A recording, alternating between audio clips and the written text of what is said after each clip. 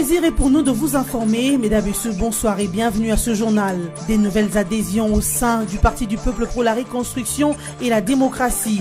Ce mercredi 28 novembre, ces nouveaux membres réunis dans une cellule spécialisée ont reçu leur carte de membre. Cette cellule nommée Kousourkou Pilipili va travailler pour la victoire d'Emmanuel Ramazani Shadari, candidat du FCC et dauphin de Joseph Kabila aux élections du 23 décembre prochain. Parlons infrastructure, l'avenue Université dans la commune de Kalamou, ici à Kinshasa, est impraticable depuis plus de 6 mois. La terre jaune qui a été placée pour les travaux de réhabilitation n'est qu'une couche de boue qui ne facilite pas l'usage de cette route dans son tronçon compris entre l'arrêt Petit-Pont en Gaba et le rond-point Ezo à Yolo Sud. Ainsi, cette situation paralyse toutes les activités lucratives de ce coin de la capitale congolaise. En sport, 16e Coupe de la Confédération africaine, le dernier club Motema Pembe de Kinshasa a battu à son premier match les Anges de Fatima de la RCA. 4-1 a été le score final de leur rencontre au stade de Martyr le mercredi 28 novembre. Et la prochaine rencontre entre les deux clubs est prévue le 5 décembre prochain à Bangui, toujours en République centrafricaine. Le Front commun pour le Congo poursuit sa campagne électorale dans le Grand Katanga. Après Lubumbashi dans le Haut-Katanga, Kolwezi dans le Lualaba et Kamina dans le Haut-Lomami, Emmanuel Ramazani Shadari est arrivé ce jeudi 29 novembre à Kalemi dans la province de Tanganyika. Ici, comme dans toutes les provinces du Grand Katanga, le dauphin de Joseph Kabila Kabange résume son programme de vote et rappelle à son électorat le numéro 13 sur lequel il est inscrit dans la liste des candidats présidents. Partout où il est passé, le candidat du FCC attire la foule qui lui exprime sa sympathie, mais aussi lui promet le vote par sa présence à ses différents meetings. Emmanuel Ramazani Shadari met l'être humain au centre de son programme et une fois élu, main sur le cœur, il promet de réaliser toutes ses promesses. Déjà à moins d'une semaine, le candidat du Front commun pour le Congo, Emmanuel Ramazani Shadari, a parcouru 4 provinces de la RDC sur les 26 qu'elle compte. Le FCC est donc prêt à aller et gagner les élections du 23 décembre 2018. 10e jour de la campagne électorale, pas de signaux rassurants jusque-là du côté du candidat de la coalition Lamuka, Martin Fayulu. Depuis son retour en fanfare le mercredi 21 novembre dernier, le candidat commun de l'opposition, issu de l'accord de Genève, semble avoir du mal à aller à la conquête des électeurs. Alors que le candidat du Front commun pour les Congo, Emmanuel Ramazani Shadari, a pris de l'élan dès le premier jour, foulant tour à tour les sols kassaïens et celui de l'ex-province du Katanga où il a étudié. Cloîtré depuis dans la permanence de son parti ICD, Martin Fayulu attend encore son heure au moment où ses compagnons d'antan, Félix Tshisekedi et Vital Kamerhe, se délectent du succès de leur retour glorieux dans la capitale et promettent même de passer à la vitesse de croisière. Selon nos sources au fief de la coalition née de l'accord de Genève, les retards pris par Fayulu seraient sans doute dus à l'absence physique de ses deux puissants partenaires et bailleurs de fonds, à savoir Moïse Katumbi et Jean-Pierre Bemba. Le premier a dû déchanter, lui qui comptait sur l'application des mesures de décrispation politique pour revenir au pays, et le second qui, via ses lieutenants, brandit des raisons d'ordre sécuritaire. Alors que le jeu politique semble s'écorcer en République démocratique du Congo, avec le lancement de la campagne électorale, l'initiative du chairman du MLC risque d'impacter négativement sur l'enthousiasme déclenché par les retours triomphaux de Martin Fayulu. Surtout quand on sait que le patron de la plateforme Ensemble, Moïse Katumbi, ne saurait, lui non plus, faire le déplacement de la RDC au regard de ses affaires pendantes avec la justice congolaise. Ici est également de souligner que certaines personnalités de taille de Lamuka ne font pas partie de l'équipe de campagne de Martin Fayulu. Il s'agit essentiellement du secrétaire général de la plateforme Ensemble, Delis Sanga.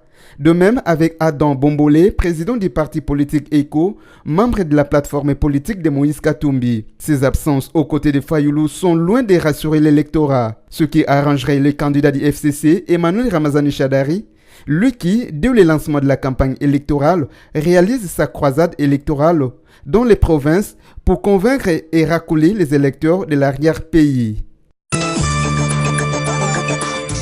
L'incertitude plane une fois encore sur l'accord de coalition entre Félix Tshilombo Tshisekedi et Vital Kamerhe, signé le 23 novembre dernier à l'hôtel Serena à Nairobi au Kenya, en vue d'une gestion commune du pays, une fois que Fachi serait élu à la magistrature suprême. Dans l'opinion, les commentaires sur cet accord vont dans tous les sens, sans oublier quelques interrogations sur les clauses même de cet accord. La plus grande interrogation est celle de savoir si Félix Tshisekedi jouerait-il à la ruse pour conquérir le pouvoir d'abord et ensuite tourner le dos à son allié Kamerhe, ou serait-il ignorant de prérequis du pouvoir. De l'avis des observateurs, l'accord du camp du changement cash, signé entre le président de l'Union pour la nation congolaise et l'Union pour la démocratie et le progrès social, serait tronqué en défaveur du fils de Etienne Tshisekedi à Mulumba. Fachi serait pris au piège en signant l'accord de Nairobi. En effet, il est dit dans cet accord qu'une fois élu à la magistrature suprême, Félix Antoine devra léguer à Vital Kamerhe la primature et le Sénat. Et ce n'est pas tout. Une nuance de taille semble être ignorée de tous, c'est celle où, dans l'exercice de son pouvoir, Fachi devra renoncer à quelques ministères de souveraineté tels que les finances, la défense et la justice. Le document de Nairobi indique encore que le futur président doit également céder la Banque centrale ainsi que 2 ministères des infrastructures. Cependant, aux yeux des observateurs, cet accord dépouillerait Fachi de ses attributions comme président de la République, ce qui violerait la Constitution qui fait du président de la République le garant de la nation et commandant suprême des forces armées et de la police. Car comment expliquer que la défense nationale échappe au contrôle d'un chef d'État? Le Parti du peuple pour la reconstruction et la démocratie a enregistré de nouveaux adhérents. Ces derniers sont réunis dans une nouvelle cellule spécialisée nommée Kusurku Pilipili. Cette cellule, dont les membres travaillent plus dans la restauration, œuvre désormais pour la victoire du candidat président Emmanuel Ramazani Shadary. Ils ont reçu le mercredi 28 novembre dernier leur carte de membre, le statut et les insignes du parti. Le secrétaire permanent adjoint du PPRD, Ferdinand Kambere, estime que ces adhésions sont tombées au bon moment. Et c'est pour lui une preuve d'engouement et de détermination du peuple pour la victoire d'Emmanuel Ramazani Shadary. Notre candidat, l'honorable Emmanuel Ramazani Shadary, c'est un candidat du peuple. Vous savez que c'est un candidat indépendant, il n'est pas candidat du parti. Alors c'est chaque parti membre du FCC qui a le devoir de continuer le recrutement, de recevoir les adhésions jour par jour. Que ce candidat du peuple finalement ait la victoire au 23 décembre 2018. Pour Richard Achinda, cadre du PPRD et DGA du Renatelsat, le PPRD est et restera un parti ouvert au peuple. Il reste convaincu que sous le leadership de Joseph Kabila Kabange, ensemble, ils porteront Emmanuel Ramazani Shadary à la victoire le 23 décembre prochain. Coup sur coup, Pilipili. Parce que comme vous savez, Pilipili, ça chatouille dans la bouche. Et donc cette cellule, coup sur coup, c'est d'abord en hommage, en l'honneur de Ramazani Shadary Emmanuel. C'est un engagement pris par les membres qui ont adhéré aujourd'hui de l'accompagner effectivement et de chatouiller tous ceux qui oseraient entraver la marche ou le processus de la victoire annoncée du candidat numéro 13. Rappelons que ces nouveaux adhérents travaillent plus dans le domaine de la restauration, d'où le nom de la cellule Kusurku Pilipili, piment en français. Attaque du parc national de Virunga dans la province du Nord Kivu. Un éco-garde de l'Institut congolais pour la conservation de la nature, ICCN, a été abattu par un groupe de rebelles non encore identifiés. Dans un communiqué de presse, l'ICCN fait savoir qu'Ezekiel Masumbuko a été tué lors de l'attaque d'une de ses bases de Vichumbi, située au sein du parc national de Virunga. Une attaque qui a fait des dégâts humains et matériels énormes. Par ailleurs, l'ICCN condamne cet acte et appelle la population de cette partie du pays à se désolidariser des groupes armés qui sont, selon lui, la source de désolation et de l'instabilité. Ici est de rappeler qu'au début de la campagne électorale, la synergie des écologistes pour la paix et le développement avait appelé les acteurs politiques à éviter des messages de campagne pouvant inciter la population à la destruction du parc national de Virunga. Selon cette structure, cet appel à la protection du parc national de Virunga est justifié par des tristes expériences vécues lors des campagnes électorales de 2006 et 2011. Certains candidats auraient promis des espaces à cultiver dans le parc, ce qui entraîne des conséquences néfastes actuellement, pendant que ceux qui avaient incité la population à créer ces ravages ne sont plus revenus y porter remède. Depuis plus de 6 mois, la venue de l'université dans la commune de Kalamou n'est plus praticable. La surface à rouler est devenue une épaisse couche de boue en terre jaune sur le tronçon compris entre l'arrêt Petit Pont vers la commune d'Ngaba et le rond-point Ezo au quartier Yolo Sud dans la commune de Kalamou. Cette grande artère est la principale route qui mène vers l'université de Kinshasa et traverse les communes de Kalamou, de Makala et d'Ngaba. L'on constate que l'état mal en point de cette route paralyse les activités qui lui sont tributaires et empêche de traverser la chaussée d'un bout à l'autre. Les usagers déplorent que cette artère qui connaît un trafic intense soit abandonnée à son triste sort et que les activités commerciales ne tournent plus comme auparavant. La route ici, jusqu'au niveau de l'Uniki, c'est la route principale. Mais cette route est abandonnée à elle-même. Vraiment, on est paralysé ces derniers temps, vraiment on est paralysé, l'hôpital est par terre à cause de la route. On est vraiment par terre. Vous-même vous voyez comment l'état de la route, comment ça se présente. Il n'y a pas moyen que les malades puissent traverser de l'autre côté pour venir à l'hôpital. Les malades qui venaient aussi de l'autre côté à Yolo, de part et d'autre, ils ne veulent plus venir à cause de notre route. Donc on est vraiment paralysé. L'arrêt brusque et inexpliqué des travaux de réhabilitation est à la base de cette situation. Ainsi, pour pallier à la détérioration poussée de ces tronçons routiers, une manche des travaux de réhabilitation est en cours. Il s'agit de la construction d'un pont au-dessus du ruisseau qui coule sous les petits ponts traversant la commune de Makala et celle de Ngaba. Ce au sujet de quoi la population s'est dit satisfaite.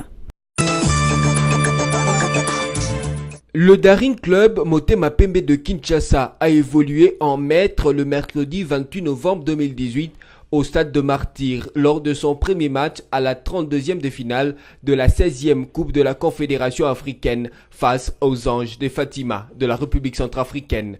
4-1 a été le score à la fin du match. C'était une véritable promenade de santé pour les Verts et Blancs de Kinshasa. À la 33e minute, Peter Kalawole marque le premier but des Immaculés. Il est imité à la 41e par l'ancien sociétaire du TP Mazembe, Emmanuel Assanté. Au temps additionnel de la première mi-temps, Peter Kalawole s'offre un doublé. À la seconde période, les DSMP s'épavanent encore sur du vert pâturage et en veut plus.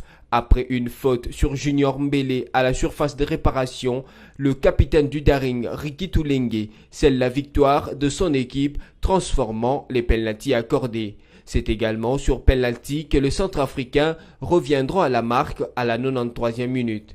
C'est également sur pénalty que les Centrafricains réduiront la marque à la 93e minute.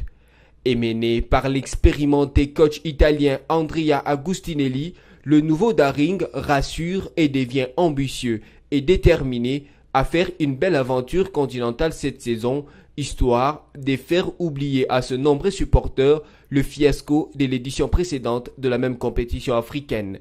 La prochaine rencontre entre les deux clubs est prévue pour le mercredi 5 décembre 2018 à Bangui, capitale de la République centrafricaine. Messieurs, c'est la fin de cette édition d'information, mais avant de nous séparer, voici le rappel de principaux titres. Des nouvelles adhésions au sein du Parti du Peuple pour la Reconstruction et la Démocratie. Ce mercredi 28 novembre, ces nouveaux membres réunis dans une cellule spécialisée ont reçu leur carte de membre. Cette cellule nommée Koussoko Pilipili va travailler pour la victoire d'Emmanuel Ramazani Shadari, candidat du FCC et dauphin de Joseph Kabila aux élections du 23 décembre prochain. Parlant infrastructure, l'avenue Université dans la commune de Kalamou, ici à Kinshasa, est impraticable depuis plus de 6 mois. La terre jaune qui a été placée pour les travaux de réhabilitation n'est qu'une couche de boue qui ne facilite pas l'usage de cette route dans son tronçon compris entre l'arrêt Petit Pont Ngaba et le rond-point Ezo à Yolo Sud.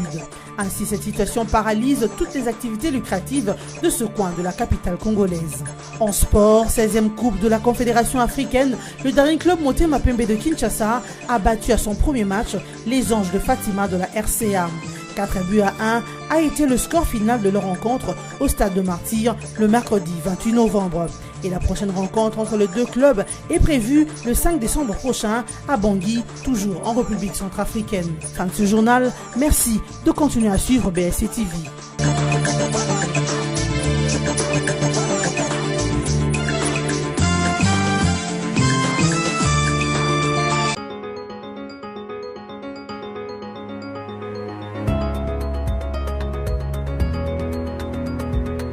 L'heure de lire la presse en ligne a sonné. Mesdames et messieurs, bonsoir. Congo virtuel pour commencer. Le Haut-Katanga porte Shadari en triomphe. C'est les titres d'aujourd'hui. Dans une osmose quasi naturelle, le dauphin de Joseph Kabila et les Louchois ont combiné pour faire une ode au Congo et sceller un pacte pour son avenir et celui de son peuple. Dans son message, c'est lui que l'on appelle déjà champion a convié le Haut-Katanga à se joindre à sa démarche pour poursuivre l'émergence de la RDC, lutter contre la pauvreté et les antivaleurs, développer les Congos et redonner sa dignité au peuple congolais. Applaudi presque à chacune de ses phrases, Ramazani Shadari est ainsi porté en ovation par le peuple louchois et ses environs pour sa marche inexorable vers une victoire certaine. Attaché au Katanga par de liens historiques, Ramazani Shadari a rappelé que c'est à Lubumbashi qu'il a fait ses études, que c'est un Katangais, Mouzé Kabila, qu'il avait nommé à ses premières fonctions politiques comme vice-gouverneur au Maniema, que c'est un autre Katangais, Joseph Kabila, qu'il avait nommé vice-premier ministre en charge de l'intérieur, puis secrétaire permanent du PPRD avant de les désigner comme son dauphin à la présidentielle. Après Lubumbashi, Ramazani Shadari a poursuivi sa caravane électorale dans les grands Katanga à Kolwezi et Likasi au Lualaba, puis Kamina au Tanganyika. Forum de Zas, lui, parle du démarrage de la campagne électorale et titre en gras « Martin Fayoulou, ça traîne ». Depuis son retour en fanfare le mercredi 21 novembre dernier, les candidats communs de l'opposition issus de l'accord de Genève semblent avoir du mal à aller à la conquête de ses électeurs. Une semaine après son accueil délirant à Kinshasa, la campagne électorale de Martin Fayoulou piétine, crient déjà ses pourfendeurs. Alors que les candidats du Front commun pour le Congo FCC, Emmanuel Ramazani Shadari, a pris de l'élan dès le premier jour, foulant à tour des rôles les sols kassaïens et l'ex-province du Katanga où il a étudié, les candidats numéro 4 restent encore sur son standing block après le go lancé par le président de la centrale électorale, Corneille Nangaa, le jour même de son retour triomphal dans la capitale. Martin Fayoulou attend encore son heure au moment où ses compagnons d'antan, Félix Tshisekedi et Vital Kamerhe, se déclenchent du succès de leur retour glorieux dans la capitale. Pour nombre d'analystes politiques, le retard pris par Fayoulou serait sans doute dû à l'absence physique de ses deux puissants partenaires, le richissime Moïse Katumbi et Jean-Pierre Bemba Gombo. Le premier a dû déchanter, lui qui comptait sur l'application des mesures de décrispation politique pour revenir au pays, et le second qui vient ses lieutenants brandis de raisons d'ordre sécuritaire. Lisons les sites de la radio Okapi pour boucler la boucle. Kamina, une vingtaine d'ex-combattants sollicitent l'appui de la MONUSCO pour leur réintégration. Une vingtaine d'ex-combattants démobilisés de la base militaire de Kamina dans les Holomami sont allés solliciter l'appui de la MONUSCO lundi 26 novembre pour que le gouvernement accélère le processus de leur retour dans la vie civile. Ces ex-combattants préfèrent repartir chez eux. Ils se plaignent d'être mal nourris, de dormir sur l'herbe et de manquer de médicaments en cas de maladie. Banza Bincho, responsable de l'unité d'exécution du programme national de désarmement, démobilisation et réinsertion qui gère ces démobilisés, indique que jusqu'à présent, ces chefs n'ont pas encore déclenché les processus de réinsertion ou d'intégration communautaire de ces ex-combattants. Fin de cette revue de presse. Merci de nous avoir prêté oreille.